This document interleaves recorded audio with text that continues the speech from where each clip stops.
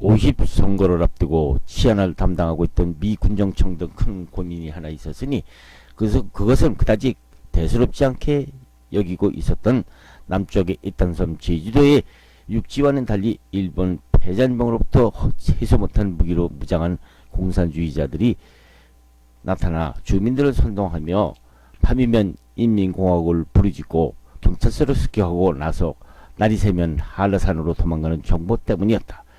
그러면 그 주동 인물은 누구였을까? 이 공비 조직을 만든 인물은 32세의 이덕구라는 자로서 일찍이 일본에서 대학을 졸업하고 일본군의 학병으로 입대하였다가 돌아온 인물로서 소위 인민해방군 사령관 노릇을 하면서 이덕구 모양으로 일본 대학 출신 남로당 제주도지구 총책인 김단삼이 강면 단위로 조직된 중대 단위의 인민해방군을 지휘하고 있었던 것이다. 이들은 일본군이 본토 결전을 위해서 한라산을 요새화하여 산속에 많은 무기와 탄약을 감추어두었다가 철수할 때 미군에 반납하지 않고 버려둔 것을 찾아내서 무장하였던 것이다. 완전 무장 병력은 500여 명으로 미 군정청은 교통상 치안을 소홀히 하는 틈을 이용해서 밤이면 면사무소와 경찰서를 습격, 인민공화국 국기를 달고 아침이면 한라산으로 다시 들어가는 등 경찰과 소위 인민해방군 사이의 전투로 행정 기능을 사실상 비상사태였던 것이다.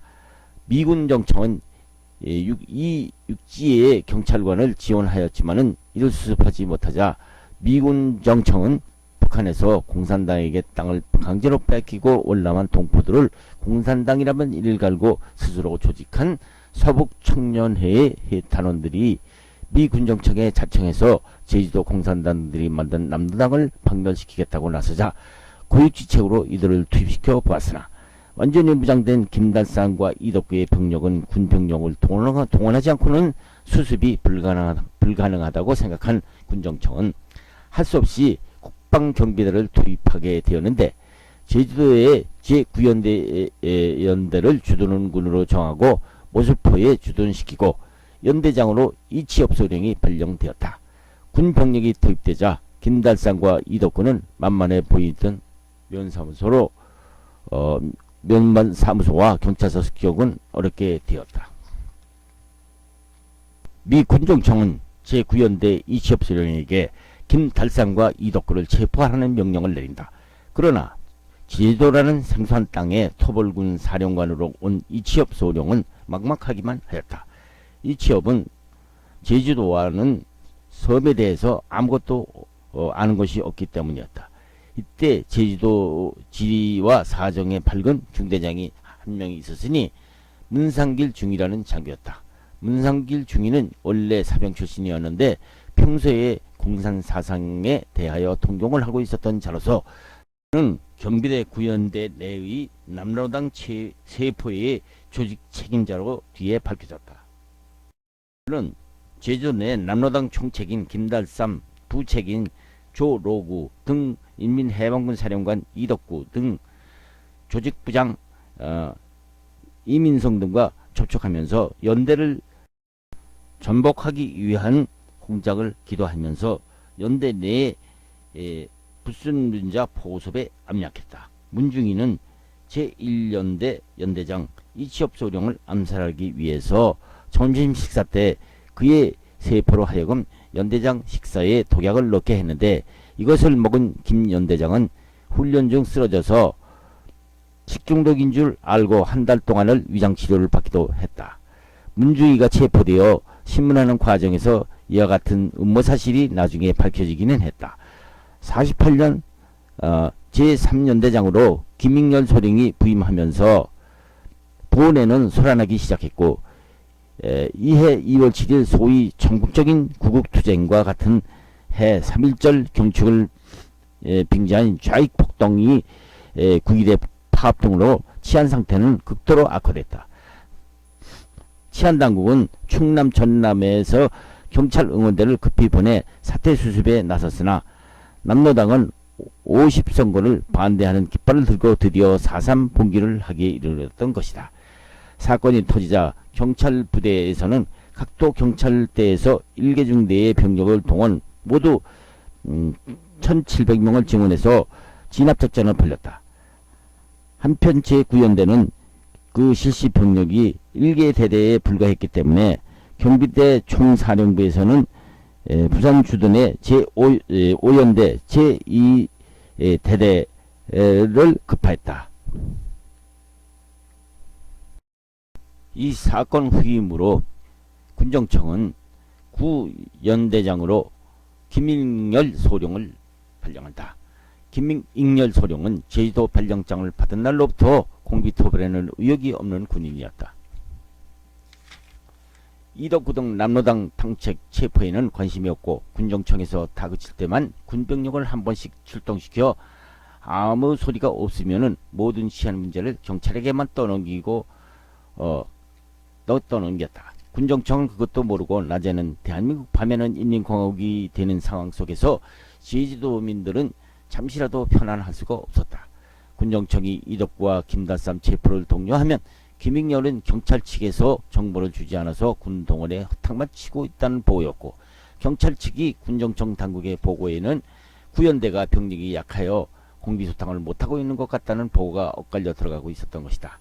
군정청은 이러한 한심한 군과 경찰 태도를 모르고 충남, 전남 경찰 지원대를 제주도에 급파했으나 유엔이 지원하는 남한만의 총선거에 대하여 소위 50선거를 비난하는 이덕구, 김달삼 등이 제주도민들에게 50선거를 반대 선동을 하는 바람에 선거에 참여할지도 모르고 우왕좌왕하는 제주도민들 투표를 당일 투표장에 나가려고 하는 것을 눈치챈 김달삼과 이덕구는 선거사무소를 습격하는 것이었다.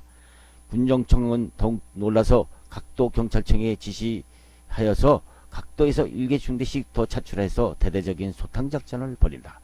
경찰이 이렇게 대대적인 토벌작전이 시작되자 그동안 경찰 탓만 하고 무사한 일을 하고 있었던 김익렬 소령은 경비대 사령부에 지원 요청을 하고 부산지구 제5연대 지원을 요청 1개 대대가 제주도로 급파한다. 부산주둔 제5연대 제2대대장 오일균 소령이 이 사람도 문상일 중위와 마찬가지로 공산주의자로서 김달삼과 내통하고 있는 자였다. 오일균은 군대에 들어오기 전에 자기의 좌익사상이 알려질까봐 경찰을 항상 경계하고 있던 참에 김익렬 소령과 같은 계급장을 달고 있지만 김익렬 소령과 자기는 같은 소령임에도 김익렬은 연대장이고 자기는 대대장이라는 점이 못마땅하게 생각하고 있었다. 오일균은 경찰 측에서 지원 요청이면 항상 경찰 측에 같은 계급장을 달고 자기가 명령을 받겠느냐면서 핑계를 대고 지원한다고 하면서도 출동을 하지 않는 때가 다반사였다. 김익렬 소령이 오일균에게 명령을 내리면 오일균은 경찰이 민간인에 대해서 저들이 일은 저질러 놓고 우리 보고 진압해 달라는데 경찰 그자들은 무엇하는 자들입니까? 하는 것이었다.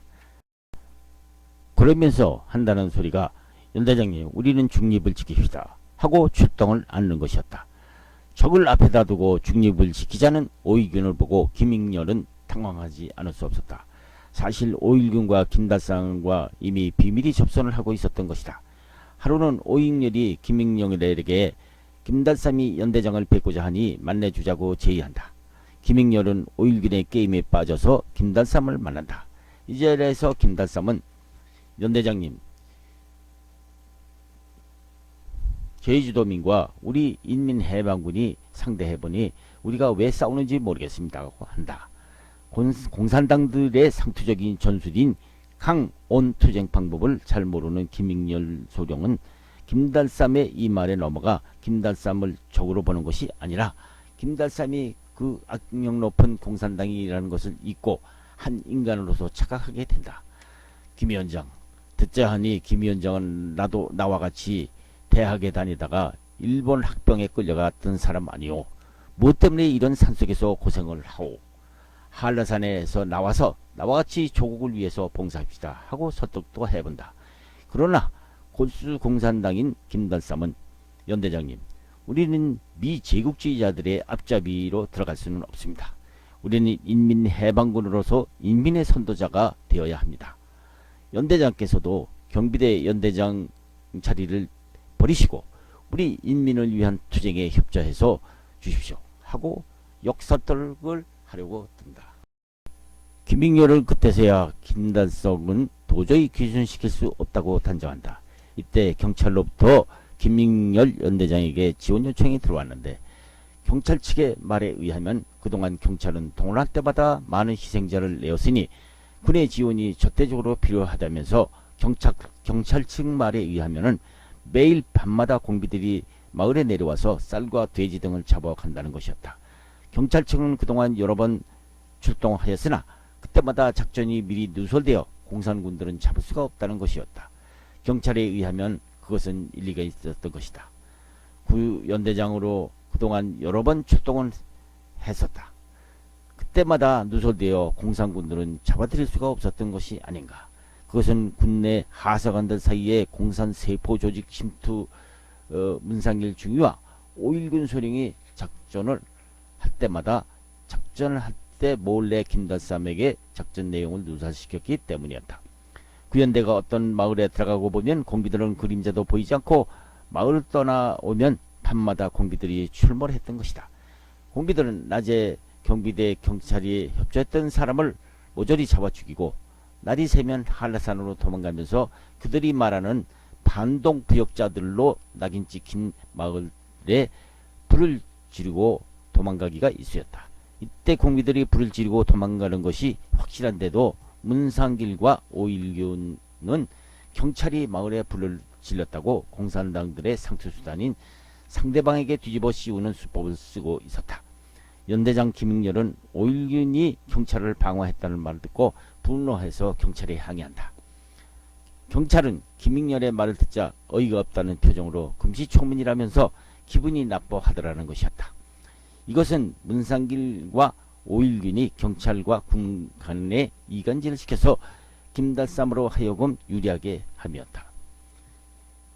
이렇게 해서 사태는 점점 어려워지고 제주 4.3 사건 후 한 달간 당국이 집계한 경찰과 민간인 피해를 보면 다음과 같다. 경찰관 전사 12명, 경찰관 가족 20명, 경찰관 부상 22명, 경찰관 가족 구타 피해 30명, 공무원 피살 37명, 방화사건 피해 45채, 민간인 피해 19명. 이와 같이 사태가 악화되자 군정사령부는 공비토벌을 강화하기 위해서 김익렬 소령 대신에 박진경 중령을 다시 발령한다. 박진경 중령도 작전을 했으나 성과가 나오지 않았다. 이유는 좌익 중대장 하나가 중대원 40명을 데리고 김달삼에게 도망쳤기 때문이었다. 도망친 이 도망병들은 다음날 마을 지서에 경비대 군복을 입고 나타났다. 중대장이 지서장에게 마을에서 경찰이 협조적인 청년들을 모아달라고 부탁하는 바람에 아군인들만 믿고 지서장이 마을 청년들을 모아놓자 모두 사살하고 도망친 것이었다. 박진경 중령은 보고를 받고 즉시 출동 이를 탈영병 40명의 테러를 차단하고 모두 사살하는 사건이 벌어지었다. 박중령은 이들과 함께 있던 김달삼에게 항복하라고 방송을 했으나 도망치고 말았다. 교활한 김달삼은 경찰 병력과는 팔이 따른 군병력과 싸운다는 것을 불리하다는 것을 알고 있어 그동안 군병력을 피하고 애꿎은 경찰만 습격하고 있었던 것이다. 교활한 김달삼은 경찰군과 이간질시키기 위해서 그들의 적은 군인이 아니고 경찰과 서북청년단이라고 강조한다. 1948년 6월 18일 저녁에 박진경 대령이 진급 축하연이 제주도 내에 각 기관장과 연대 참모들의 주재로 열렸는데 이날 자정이 넘도록 술을 마시고 연대본부로 들어왔다.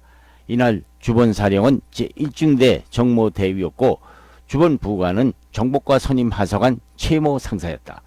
마침 좋은 기회라고 간과한 제3중대장 문상길 중위는 최 상사에게 연대장 암살을 지령했으며 최 상사는 다시 그의 세포인 미생병에게 지시해서 집무실 침대에 잠든 박 연대장을 애만소총으로 저격 사살했는데 이때 시각은 새벽 3시 30분이었다. 연대본부는 사건 즉시 비상소집을 하고 총기를 조사했으나 범인의 단서조차 잡지 못하고 한때 사건의 진상은 오리무중이었다. 6월 21일 고 박진경 연대장 후임으로 최경록 중령이 부임하고 범인 수사에 나섰으며 미 CIC까지 동원했으나 단서를 좀처럼 잡지 못했는데 사건 발생 7일 만에 제3중대장 문상길 중위와 정보 선임 하사관 지상사를 잡아오라는 어느 하사관의 투서가 들어와 비로소 문상길 중위와 4명의 하사관 그리고 문의 척까지 체포됨으로써 그 전모가 밝혀졌다. 뒤에 문중위와 관련자는 거의 고등국법회에서 총사령을 받았다. 선무공작과 올균소령의 총사령은 제11연대장 최경록 중령은 피난민 수용소를 설치해서 작전지구의 피난민을 수용하는 한편 수용된 용의자들에 대한 사상교육을 실시하는 동시에 공비들과 주민들을 완전 분리시켜서 공비들의 근거를 산속으로 몰아넣었다. 공비들은 장기 항전으로 전환하고 한라산으로 잠적했다. 한편 오일근 소령은 최중령이 연대장으로 부임하자 대대장직에서 물러나 포로 수용소 소장을 자청했는데 그는 피난민들을 심사 분류하는 과정에서 이 기회를 이용 공비들과의 혐의자들을 석방시켜서 이적 행위가 판명됨으로써 오소령과 그들 세포들이 일망타진되어 이들도 총사령을 받았다. 시한이 어느 정도 복구된 48년 7월 15일 제11연대는 본래의 구연대 병력을 배속 제하고 제9연대를 재편해서 연대장의 송요찬 소령을 보직하는 한편 11연대는 같은 달에 제주도에서 송요찬 구연대장은 계속 속탕 작전을 벌이는 한편 귀순 공작에 의해서 수천 명을 하산시키는 성과를 올리기도 했다. 그러나 공비들은 산속에서 조직과 정비를 강화하고 소련의 10월 혁명 기념일을 계기로 다시 봉기하여서 도순과 오동리의 지서를 습격하면서 공격을 재개했다. 경비대 총사령부는 10월 10일 제주도 경비사령부를 설치하고 사령관의 김상겸 대령을 임명하여서 제9연대 1대대, 5연대, 1계대대, 해군함정, 제주경찰대 등을 통합시키게 하였다. 이 밖에 여수 14연대의 1계대대가 10월 20일 여수를 출항해서 제주항으로 도착하게 되었는데 동대대는 여수에서 반란을 일으킴으로써 또 하나의 폭동사건인 여순 반란사건이 일어난 것이다. 이 사건이 터지자 제주도 공비들은 더욱 기세를 올리고 공세로 나왔다. 북제주군 한림에서는 제6중대가 주둔하고 있었는데 대낮에 습격해온 반도도를 추격하다가 매복했던 주력 부대에 걸려서 중대장 이하 14명이 전사하고 많은 부상자를 내기도 했다. 급부에 접한 본부에서 경비대 3중대가 출동해서 산속으로 공비들을 추격하다가 중대장이 부상당하였고 수명의 전사자를 내는 동시에 기관총과 기타 장비를 빼앗기고 후퇴하기도 했다. 그러나 5중대가 긴급 출동해서 공비들을 포위하고 새벽녘에 이계 방면으로 협공해서 100여 명을 사살하는 큰 전과를 올렸다. 이같이 속탕작전을 계속하는 가운데 공비들이 주력 200여 명이 10월 3일 섬멸되고 나서 공비들은 거의 난동을 그치고 12월 30일에 기해서 제주지구의 계엄령이 해제됨으로써 사태는 안정을 되찾기 시작한 것이다. 인민해방군 사령관 이덕구는 49년 4월 근거지가 파괴되자 피신하기에 급급하다가 육지로 탈출을 기도하고 해안 부근의 밭에서 감자를 캐먹다가 어느 농부 안에게 연락으로 경찰에 의해서 사살된 후 참수되어 그 머리가 전시된 일도 있었다. 이에 앞서 조직책 김민성도 사살된 후 참수되어 그 목이 전시되기까지 했다. 한편 김단섬은 49년 8월 4일 제주도에서 교부명이 탈출하고 올루북했다가 북계 인민 유격부대를 이끌고 남한에 침투 보현산을 근거로 유격전을 벌였는데 1950년 6월 영덕 북방 동대산에서 제3사단 22연대 제2대대의 수색전에 의해서 그의 참부인 강철과 함께 사살되고 그 역시 참수되는 되었다. 이 사건이 1948년 4월 3일 2시 정각 칠흑 같은 어둠을 틈타 제주도 내 일제히 무장봉기를 일으켜서 도처에서 경찰서를 습격하고 공공건물을 방어하는가 하면 경찰과 관공리와 그 가족을 학살하고 무한 양민들까지 살상을 감행함으로써 해방 후에 유례없는 참담한 폭동의 소용돌이로 몰아넣었던 사건이었다. 이 사건은 역사적으로 조선 500년 이전에는 본토와는 두전 상태의 섬으로서 도민들은 고씨, 양씨, 부씨 삼성의 원주민과 고려 만렵에서 이조에 이르기까지 유배당한 양반의 후예들로서 근본은 오히려 좋은 가문의 후손들이다. 해방과 더불어 급진적으로 밀어닥친 공산주의 사상은 순박한 도민들에게 쉽사리 물들게 한 것이다. 특히 남로당의 침투 공작은 대다수가 혈연관계로 맺어진 주민들에게 푸른 사상을 심어주었으며 해방 후 남로당 전남도당위원회 산하의 소위 합동노조, 농민위원회, 민주애국청년동맹, 민주연성위원회 등이 조직되어서 활발한 좌익 활동을 벌였던 것이다.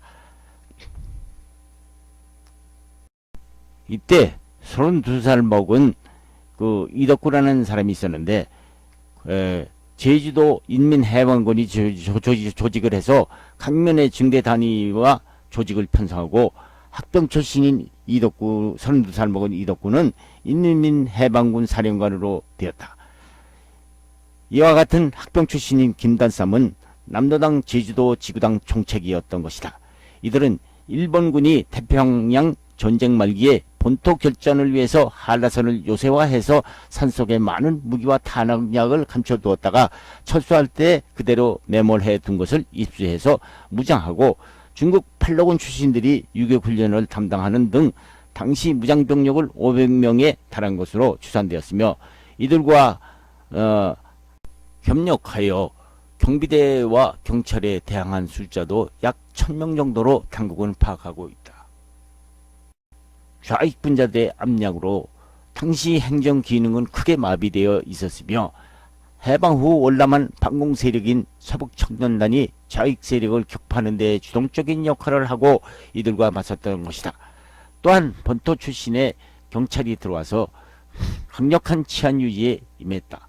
이에 맞선 남로당 군사부는 경찰과 서북청년단을 배격하여 사건을 일으킨 것이다.